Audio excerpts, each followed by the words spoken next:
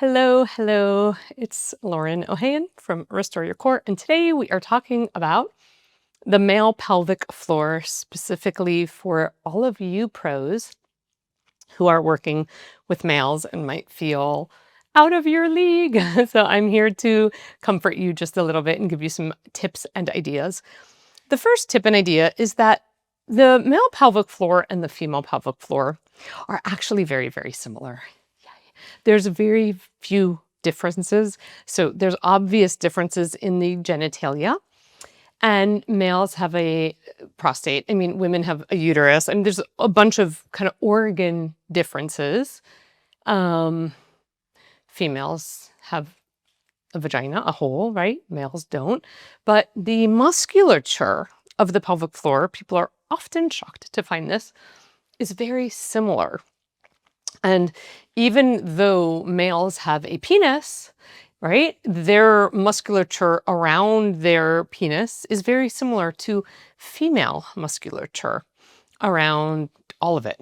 Okay, so when you are thinking about the male pelvic floor, you're thinking about a very similar anatomy than a female pelvic floor, which is great because it means that the protocol to help a male is not that different. The way that pelvic floor issues express themselves in males is also really similar with a few differences. Constant chronic low back pain, gripping. Males can have pain with erection. They can have pain post-orgasm. They can have difficulty getting an erection. They can have difficulty losing an erection. And if there has been a prostate surgery of any kind, there can be neuralgia. So they can be nerve-based trouble, injury, issues, right? So depending on what surgery they've had done, what procedures they've had done, there could be neuralgia, entrapment, things like that. But if you are a movement teacher, let's say you're not a surgeon, right? So you're not going to go in there and try to figure out any of that. And you're not a PT, so you're not necessarily going to try to do internal work for males, which it is possible. And the way you do internal work for males is using a wand via their anus. And so if you are not doing any of that and you're like, I'm a movement teacher, I need movement-based advice for males. This is what I tell all my clients, male or female, when they say, I have a neuralgia, especially when there's some sort of like an issue that is clearly nerve-based. And they think, how can you help me? Movement can help a lot. A lot. What movement is doing is restoring function to the pelvic floor. You can't expect pelvic floor healing to happen on a non-functional pelvic floor.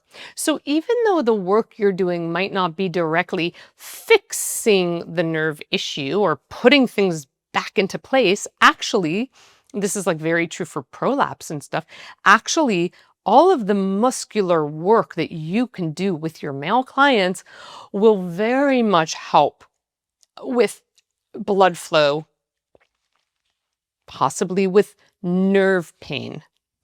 And definitely with females, we have a lot of amazing success helping females with their prolapse. So it's not that the work that we do, the amazing movement work that we do, can't help a male pelvic floor because it's nerve-based and we're not nerve doctors. No, actually, movement is one of the most useful, helpful tools we have for the male pelvic floor because we are optimizing function. We're optimizing nerve sensation, blood flow, lubrication, like all of this, we're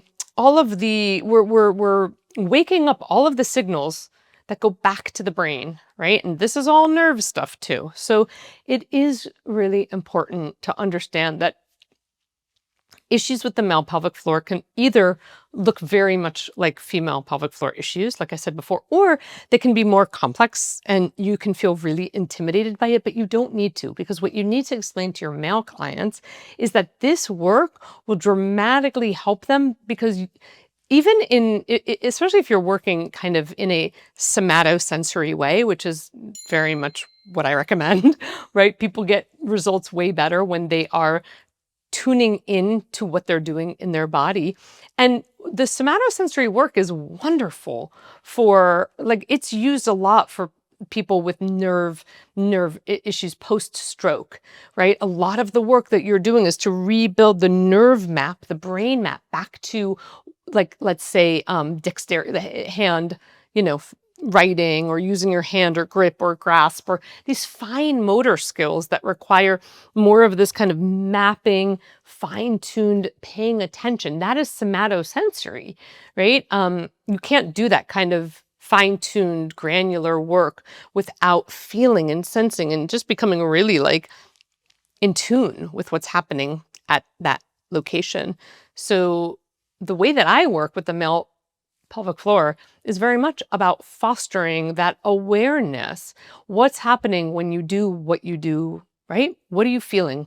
What are you sensing? Can you feel your sitting bones moving, right? Can you feel your tailbone moving? And so a lot of the work that I do when I work with the male pelvic floor is, first of all, draw a map to the pelvic floor. So we're mapping their brain to their pelvic floor. A lot of males will come to me and say, people keep talking about the pelvic floor and I have no idea what they mean. So it's like, okay, well, let's feel it, right? And males are fully capable the same way we are. Just because they don't have a hole doesn't mean that there's not a lot of feeling that they can tap into in their pelvic floor. There's so much they can tap into. They can move their tailbone. They can wag their tailbone back and forth. They can wag their penis, or they can try to, depending on what's happening in the nerve stuff, back and forth. They can move their sitting bones back and forth, and they can move their pelvis side to side, but they can drop in. This is going to wake up their pelvic floor a lot. And notice that in none of them did I encourage males to do a Kegel. Now, males can completely do Kegels, and there is definitely a way that I like to train Kegels, less as like a contracting exercise and more as like an awareness building exercise to their pelvic floor. But they can map to their pelvic floor in so many other ways besides lift, grip, and squeeze. And their male pelvic floor issues can change so much, so much. So we're doing all the same stuff that we're doing with females. We are looking at what in their body is possibly creating too much tension, pressure, and squeeze. That's the first step. Is it that they are held somewhere? Are they held in their abs? Do they grip their abs? Do their ribs not move at all when they breathe? Are they chronic belly breathers, which will put a lot of pressure on their pelvic floor? Do they sit all the time? And when they come up to stand from sitting, are they still anterior? Are they still tilted in a sitting position in their pelvis? A lot of people stand up, but their pelvis doesn't rearrange itself. It's still in that sitting position, even though they're standing up. Things are really tight in here. So are they really tight in their inner thighs? What's happening in their feet? Are their feet able to adapt to walking? Do they go through supination, pronation, push off? Like, are they mobile through their feet, which creates rotation and mobility up through the chain into the pelvis? So you want to be deploying all of these tools of investigation. If you are doing my pro training, I teach you all of these, right? But you want to be able to employ your tools of investigation through their whole body to first see, why is there so much pressure collecting at their pelvic floor? Where is that coming from? What is their predominant pattern? Do they walk like the Tin Man? Does their pelvis move side to side? Do they have spinal movement on all three planes? All of these things, if they're not there, right, will possibly disrupt the pressure system of the core and pelvic floor. So it's important to really look beyond the pelvic floor in your treatment strategy with males, and again, they might be like, but my issue is an erectile dysfunction. Why are we looking at my breath? Yeah, but excess pressure in your pelvic floor is going to disrupt your erection, right? Like the issue is being felt here, but it's happening elsewhere. We've got to look at the whole chain. And so when you are working with a male pelvic floor, it's really no different.